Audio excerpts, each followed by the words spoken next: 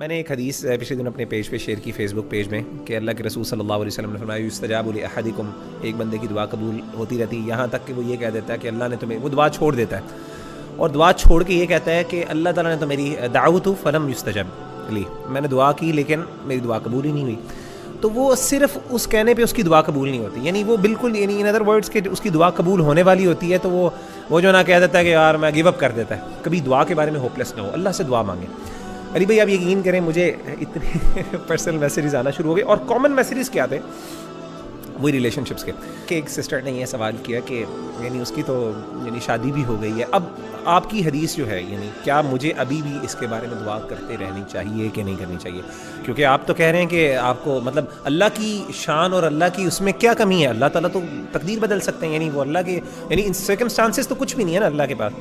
تو میں یہ دعا کرتی رہوں یا چھوڑ دوں؟ میں تو بڑی دیر سے دعا کر رہی ہوں، اس کی شادی بھی ہوگی، بچے بھی ہوگی. میں نے اس کو جو جواب یہ دیا، دعا کے ساتھ ایک فیلنگ آف توکل اللہ پر ہونا چاہیے، اور وہ فیلنگ آف توکل یہ ہے کہ میری جو خوشی ہے نا، مطلب میں یہ اللہ پہ توکل رکھوں کہ اللہ مجھے خوش کر سکتے ہیں. ہمارے ہاں نا ہمارے بیک آف دا مائنڈ یہ ہے کہ یہی چیز مجھے خوش کر سکتی ہے، اور پھر ہم اللہ سے اسی پہ اتنا انسسٹ کرتے ہیں کہ نہیں مجھے یہی چاہیے، یہ بلیو کرتے ہوئے کہ شاید مجھے خوشی اس سے ملنی ہے. دعا استخارہ میں کیا سکھایا ہمیں؟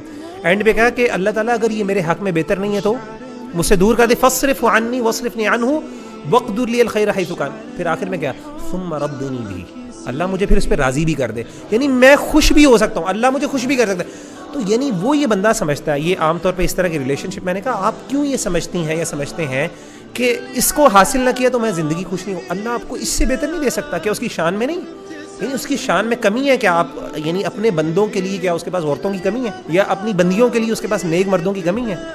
سبحان اللہ، اللہ آپ کو اس سے بہت بہتر. تو یہ فیلنگ جو ہے نا کہ میں فکسیٹڈ ہوں، اسی لیے امام نے قیم نے تو اس کو شرک کہا ہے نا، کہ اتنی فکسیشن ہو نا کہ میں سمجھ لوں کہ میں تو اس سے آگے جا ہی نہیں سکتا. یہ شرک فی المحبہ ہے.